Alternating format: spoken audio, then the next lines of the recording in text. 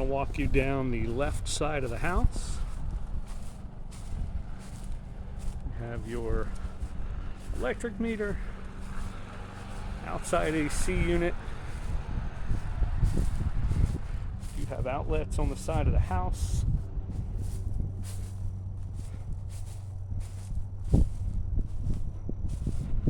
have your water spigot for your hose.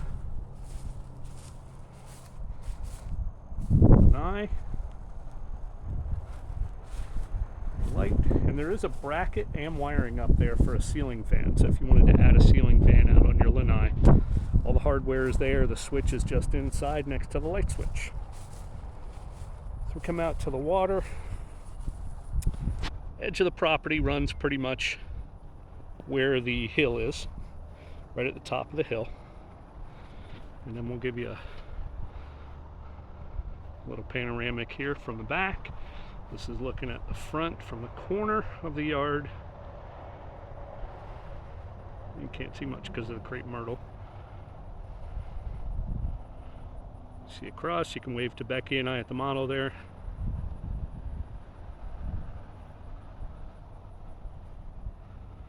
And that is 112. And there we go.